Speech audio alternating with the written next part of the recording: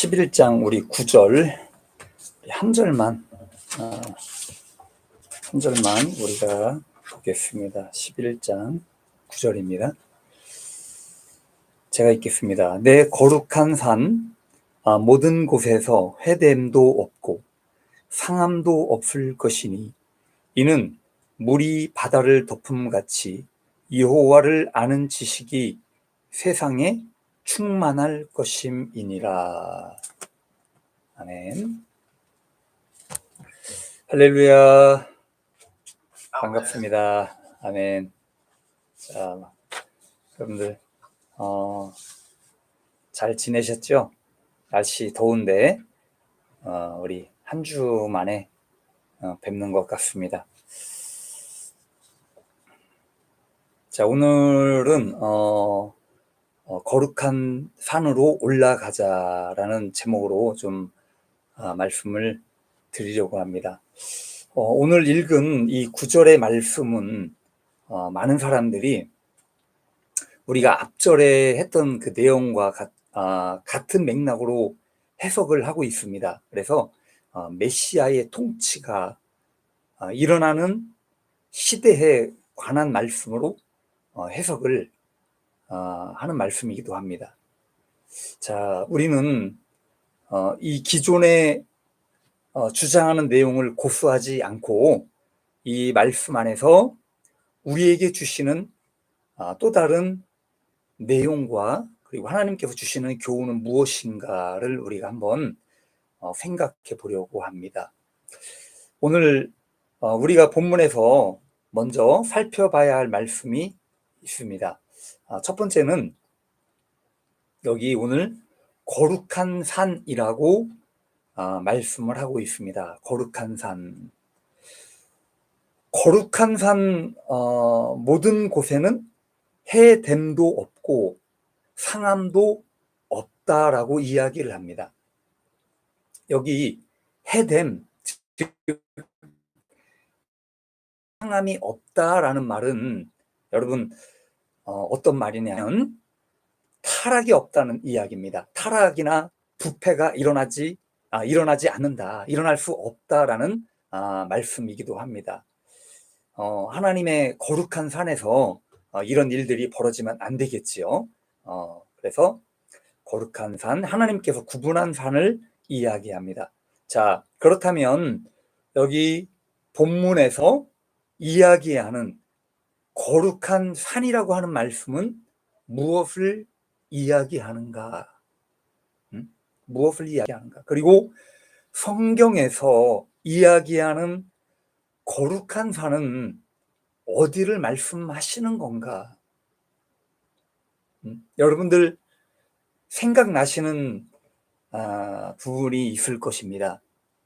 그동안 여러분들이 성경 공부를 하시고 또 성경 말씀을 들으시면서 여러분들 가운데 아마 어떤 산이 하나님께서 거룩한 산으로 말씀을 하셨겠구나라는 생각을 하실 거예요.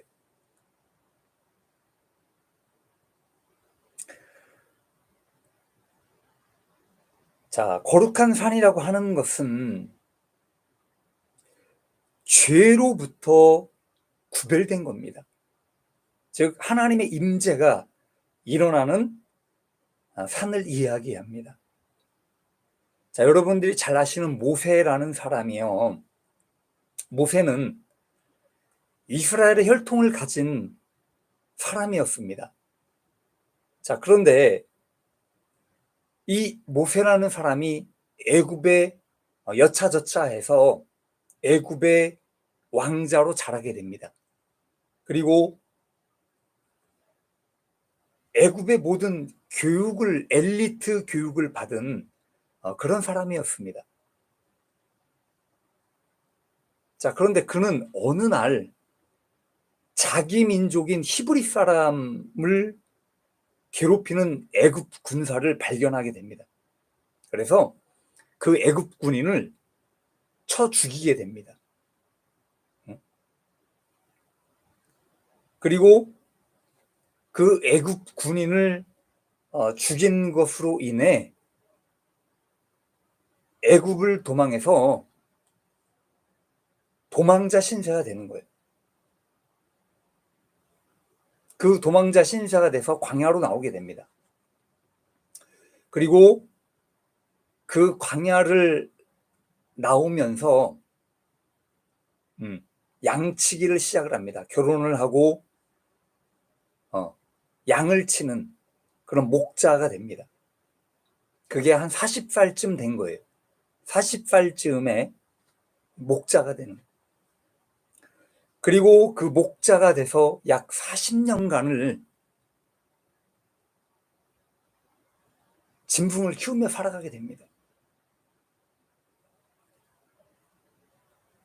그리고 약 80세가 되던 해쯤에 양떼를 몰고 서쪽 광야를 향해 가게 됩니다. 그러던 중에 호렙산이라고 하는 산에 이르게 되는 거예요. 호렙산은 다른 말로 신의 산이라고 이야기를 하죠. 자, 그래서 성경에는 이 호렙산을 뭐라고 부르느냐? 곧 하나님의 산이라고 부릅니다. 하나님의 산이었다. 자, 그래서 모세는 이 호렙산에서 하나님의 임재를 경험하는 거예요.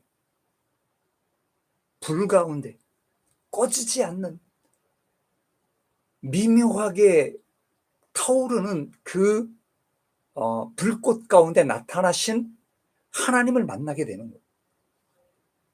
그리고 하나님께서 모세에게 이렇게 말씀을 하십니다. 내가 선 곳은 거룩한 땅이니 내 발에서 신을 벗으라. 내 발에서 신을 벗으라. 여러분, 그렇습니다. 모세가 하나님을 만난 곳이 바로 이 거룩한 산, 신의 산이었습니다. 자, 그리고 우리 또 한 사람을 생각해 봅니다. 우리 또 한 사람, 엘리야를 한번 봅시다. 엘리야라는 사람은요, 하나님께서 엄청난 능력을 부어주셔서 사용하셨던 위대한 선지자예요. 자, 그래서 구약 성경에서 이 구약의 선지자들 중에 대표하는 사람이 바로 모세와 엘리야입니다. 이 두 사람을 이야기합니다. 자, 엘리야라는 이 선지자는요, 바알 선지자와 대결을 하게 되는데 하나님의 불로 응답을 받아요. 그리고 하나님께 응답을 받고 나서 그 자리에서 450명이나 되는 이 바알의 선지자들의 목을 전부 베어버립니다.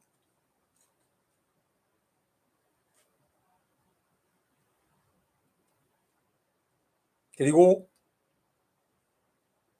엘리야 선지자는요, 이렇게 목숨 걸고 이방 선지자들과 싸움을 하게 되는데 이런 결과가 나와요. 아합 왕의 부인인 이세벨이 이방의 어떤 문화를 섬겼고 이방의 제사장들, 우상들을 섬겼기 때문에 결코 엘리야를 그냥 두지 않습니다. 바알의 선지자 450명을 죽였다는 소식을 듣고 이 엘리야 선지자를 죽이려고 합니다. 그래서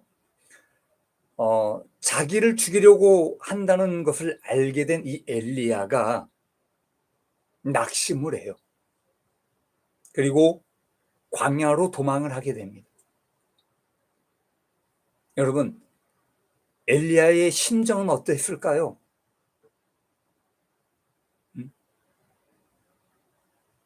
어떤 심정을 갖고 있었을까? 자, 어찌됐든 그는 하나님을 위해 싸웠고 그리고 이겼고 모든 것을 다 해서 거짓 선지자들 죽였고 목숨을 걸은 거예요. 자기의 목숨을 걸고 싸운 거예요. 그렇지만 바뀐 것은 아무것도 없다. 아무것도 바뀌지 않아서 이제 나는 도망자 신세가 되었구나. 그런 생각과 함께 낙심을 했다는 거예요. 힘이 빠졌을 거예요. 나를 죽이려고 하는 그 왕과 그 무리들을 보면서 얼마나 힘이 빠졌겠는가.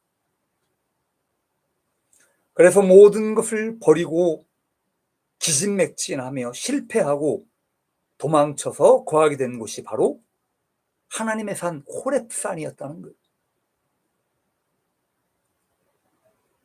자, 그러면 여러분, 모세와 엘리야의 공통점이 무엇인지 아십니까? 무엇이 공통점인가? 둘 다 한때는 유명한 자였어. 유명한 사람이었어. 그리고 자기 민족과 하나님을 위해 무엇인가를 하려고 했던 사람들. 그것도 목숨 걸고 무엇인가 하려고 했던 사람들. 어떻게 보면 자기의 의의가 더 충만했던 사람들이었을지도 모릅니다. 그래서 이 두 사람은 사실 실패자요 도망자였다는 거예요. 그리고 낙심했던 사람들이었다. 그리고 그들의 공통점은요, 그들이 두 발로 걸어 들어간 그 산이 바로 하나님의 거룩한 산 호렙산이었다는 것. 두 사람 다 그 산이 호렙산이라는 것을 알지 못했습니다. 사실은 전혀 알지 못하고 간 거예요. 그러나 그 두 사람 모두 다 그 거룩한 산에서 하나님의 임재를 경험합니다. 모르고 그 산에 호렙산에 갔지만 그 산에서 우연히 하나님의 임재를 경험합니다. 모세는 두 발의 신발을 벗었습니다. 예전에 인간적인 모세는 그 하나님의 산에서 신발을 벗듯 다 벗겨지는 역사가 일어나는 거예요.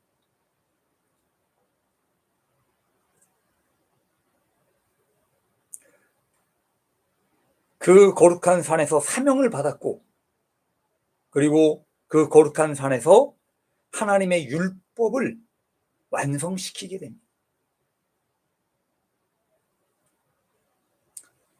여러분, 그리고 엘리야를 한번 보십시오. 엘리야는 호렙산에서 하나님의 말씀을 받게 됩니다.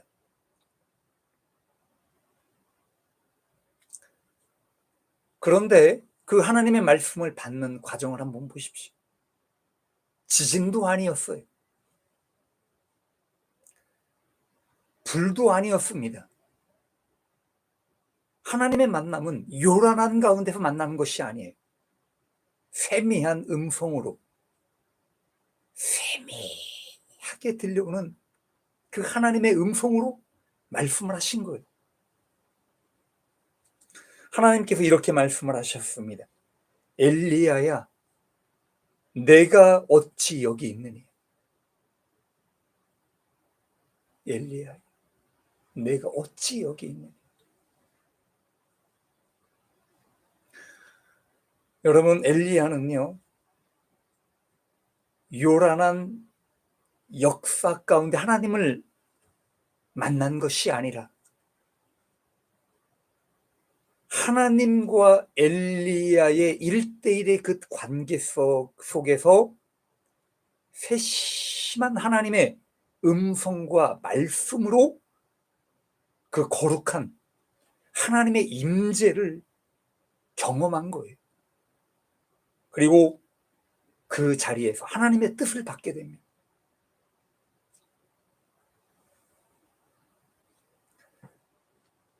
자, 여러분 보십시오. 그래서 모세와 엘리야가 하나님을 만난 거룩한 산이 바로 호렙산이었다. 그것이 거룩한 산이었다라고 이야기를 합니다. 자, 우리가 두 번째로 생각해 봐야 할 단어는 물이 바다를 덮음같이.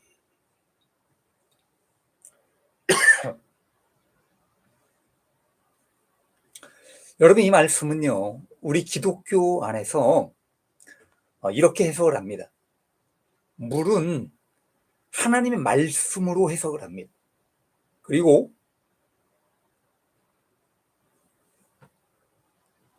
바다는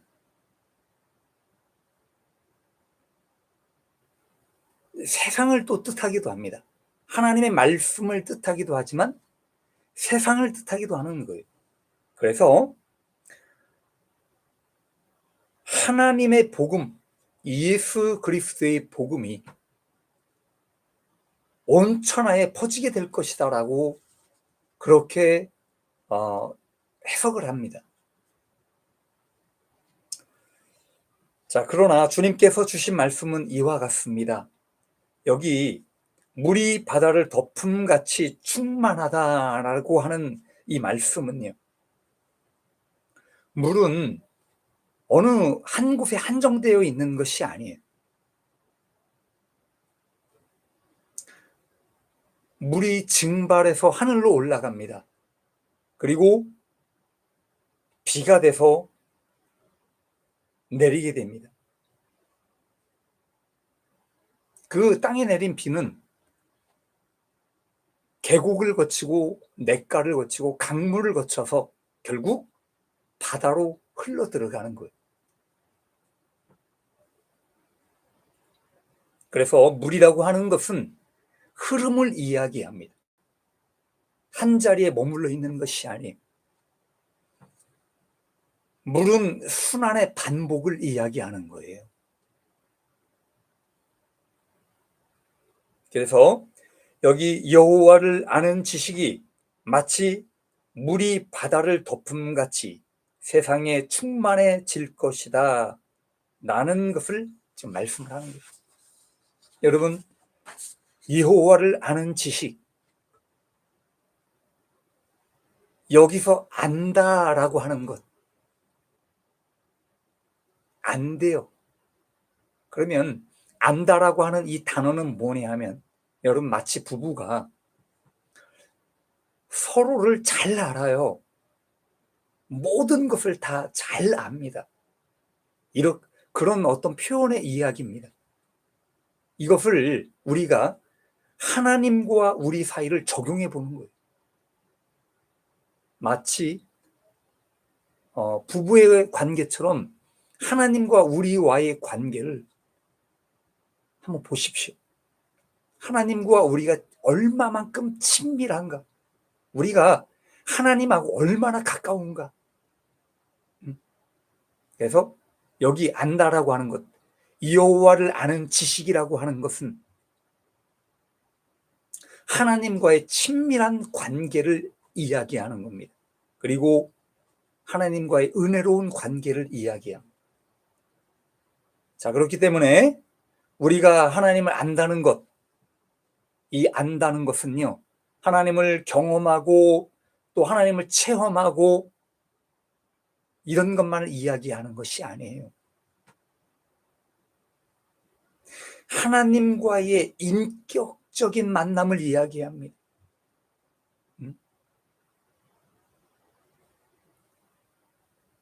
하나님은요, 인격의 하나님이셔요. 예수님은 인격으로 이 땅에 오신 거예요. 그래서 그 인격의 하나님을 우리가 인격적으로 만나고 가까워지고 더 친밀한 관계가 되는 거예요. 그래서 여기 여호와를 아는 지식은 그런 것들을 이야기합니다. 이렇게 거룩한 하나님의 산에서 하나님을 만나고 그리고 변화되고 이들은 성령 충만한 위대한 하나님의 선지자 종들이 되는 겁니다. 마치 모세처럼 엘리야처럼 그렇게 되는 거예요. 그런데 이것이 각 시대마다 하나님을 경외하며 그리고 하나님과 친밀하고 성령 충만한 종들과 성도들이 마치 여기 오늘 말씀처럼 물이 바다를 덮음같이 계속적이고 반복적으로 있게 될 것이라는 거예요. 그래서 이 세상에 충만하게 될 것이다. 계속적으로 이렇게 모세와 엘리야 같은 그런 사람들이 나오게 될 것이다 라는 것을 지금 말씀해 주는 내용이기도 합니다. 자, 그러면 우리 오늘 이 말씀을 한번 적용을 해봅니다. 여러분, 이 말씀을 통해서 하나님께서 이 시대를 살아가는 종들과 성도들에게 원하시는 말씀은 무엇인가? 우리에게 주시는 말씀은 무엇인가? 첫째는 각자가 거룩한 산으로 올라가야 한다 라고 말씀을 해주셨습니다. 올라가래요. 여러분들 각자가 거룩한 산으로 올라가랍니다. 이것을 여러분에게 주신 미션이라고 생각을 하십시오. 모세도 엘리야도 호렙산이 어딘지 잘 몰랐던 거예요. 그러나 그들이 안 것은요, 뭘 깨달았느냐? 하나님을 만나고 난 이후에 그것이 거룩한 산이라는 걸 아는 거예요. 아, 여기가 바로 신의 산이었구나. 여기가 바로 호렙산이었구나라는 것을 깨달은 거예요. 예수님의 제자들도 마찬가지입니다. 베드로, 야고보, 요한. 여러분, 이 세 제자는요, 예수님을 따라 변화산에 올라갑니다. 그리고 그 변화산에서 예수님의 모습이 변하는 것을 보게 됩니다. 신비로운 그 광경을 목격을 하는 거예요. 그리고 하늘에서 그들에게 말씀하시는 하나님의 음성을 듣게 됩니다.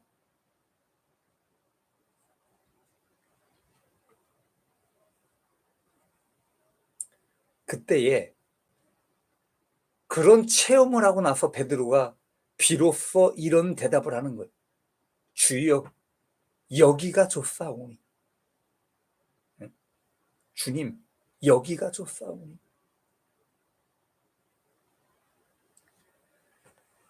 여러분 생각을 해보십시오. 이 시대에 여러분이 만나야 할 거룩한 산은 어디입니까? 여러분이 만나야 될 거룩한 산이 어디라고 생각을 하십니까? 여러분, 이것은 이 주신 말씀은 각 시대마다 그 사람들에게 만나 주셨던 하나님의 방법이셨다는 거예요. 모세에게, 엘리야에게 거듭적으로 만나 주신 것 하나님의 방법이셨어요. 단지 여기 산이라고 하는 외형의 형태가 아닐지라도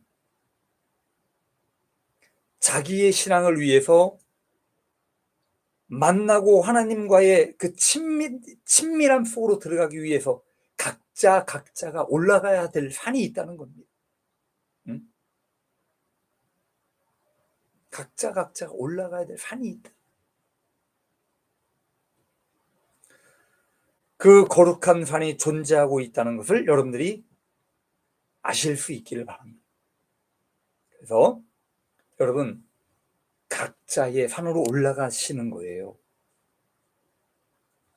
그곳에서 하나님을 만나고 하나님과 더 친밀함을 느끼고. 자, 두 번째는 하나님을 더 많이 알 수 있기를 바랍니다. 여기 여호와를 아는 지식이라는 말씀을 합니다. 아는 지식. 모세는요, 하나님에 대해서, 하나님을 만나기 전에 하나님에 대해서 어떻게 알고 있었는가? 조상들에게 들은 거예요. 가족들, 그리고 자기 민족의 어떤 사람들에게 하나님의 존재를 그냥 들었을 거예요. 이야기만.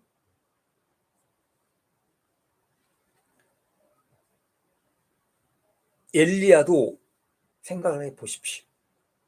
세밀한 하나님의 음성을 듣기 전까지는 기적과 낙심을 오가는 아주 인간적인 하나님의 종이었을 것입니다. 위대한 하나님의 종이었지만 때로는 낙심하고. 그러나 하나님을 만난 이후에 그들의 삶은요, 더 이상 옛 모습의 모세와 엘리야가 아니었어요.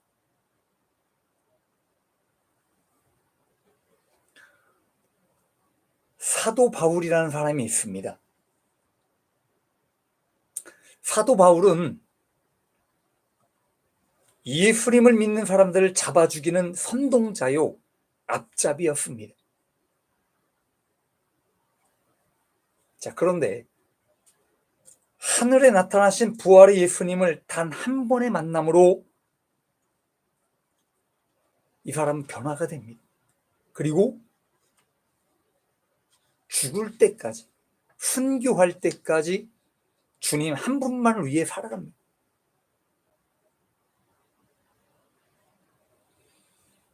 이렇게 살아간 사람들 지금까지 얼마나 많을까요? 수없이 많을 거예요. 그렇다면 하나님께서 우리에게 바라시는 것은 무엇인가? 우리도 그렇게 되라는 겁니다. 모세나 엘리야 같지는 않다 할지라도 그들의 믿음, 그리고 그들이 하나님을 경외했던 그런 중심들, 온전히 하나님을 위해 살아갔던 것처럼 우리도 그런 믿음의 사람들, 성령 충만한 사람들이 되길 원하신다는 거예요. 그게 주님의 마음이시요. 여러분, 다시 한번 말씀을 드립니다. 하나님을 안다는 것, 하나님을 알게 되면 여러분의 태도와 여러분의 삶이 달라집니다. 여러분의 삶과 태도가 달라지는 거예요. 베드로가 이렇게 말씀을 하죠.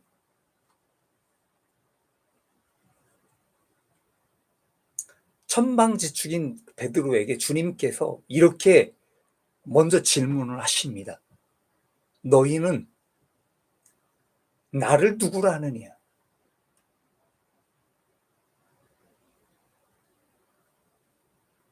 제자들에게 이렇게 질문을 하셨어요. 그런데 베드로가 그 질문에 이렇게 대답을 합니다. 주는 그리스도시요 살아계신 하나님의 아들이십니다. 여러분, 베드로가 처음에 주님 만나고 나서 이런 질문을 받았다면 과연 이런 대답이 나왔을까요? 아니에요. 이런 대답이 나오지 않았을 겁니다. 이런 대답이 나오기까지 베드로는 앓은 거예요. 주님을 경험하고 그리고 친밀해지고 난 이후에 과연 주님은 내가 따라다니고 내가 믿는 주님은 어떤 분이시구나 라는 것을 알게 된 겁니다. 그렇기 때문에 베드로는 주님을 위해 살고 주님을 위해 기꺼이 순교를 하게 됩니다.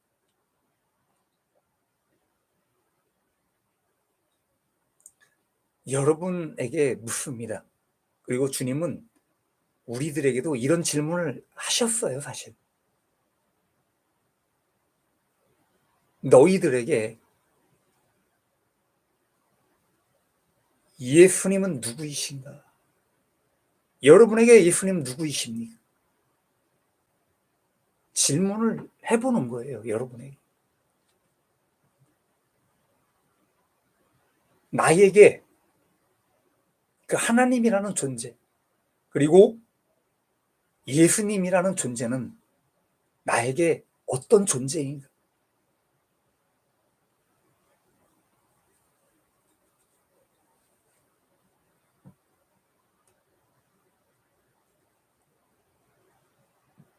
한 사람을 더 소개를 하려고 합니다. 백부장이라는 사람이 있었습니다. 자, 근데 예수님께 하인을 보내요. 사람을 보냅니다. 자기가 데리고 있는 종이 죽을 병에 걸려 있어. 그래서 예수님께 사람을 보내서 부탁을 합니다. 뭐라고 주님께 이야기를 하는가? 말씀만 하시옵소서. 말씀만 하시옵소서. 그러면 내 하인이 낫겠나이다. 그 말 딱 한마디를 한 거예요, 주님께. 왜입니까? 주님을 안 거예요. 주님이 어떤 분이라는 걸 안 거예요. 주님을 알았기 때문에 굳이 주님께 많은 설명할 필요가 없는 거예요. 말씀만 하시옵소서. 여러분, 하나님을 아는 만큼 사랑하게 됩니다. 여러분이 주님을 아는 만큼 주님께 순종하게 되는 거예요. 주님이 어떤 분이라는 걸 아는 만큼 모든 것을 맡길 수가 있는 거예요. 내가 주님을 믿지 못하는데 어떻게 맡기냐 이거예요. 못 맡겨. 믿지를 못하기 때문에. 그래서 내가 주님을 알고 믿는 만큼 맡기는 거예요. 그분이 전능하신 분이라는 것. 나를 구원하고 나를 살릴 수 있다라는 분이라는 걸 알기 때문에 맡기는 거예요. 백부장처럼.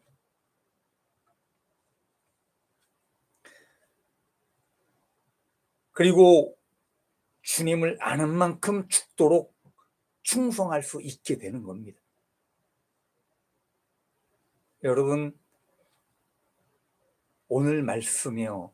여러분 스스로에게 오늘 말씀을 한번 적용해 볼 수 있기를 바랍니다. 오늘 말씀을 마치려고 합니다. 여러분, 거룩한 산으로 올라가자라고 말씀을 드렸습니다. 그래서 여러분의 삶 가운데 주님을 만나야 되는 거룩한 산이 어디인가? 그리고 또 중요한 것, 주님을 아는 것 많이 알아야 돼. 주님을 많이 알아야 돼. 오늘 말씀드렸습니다.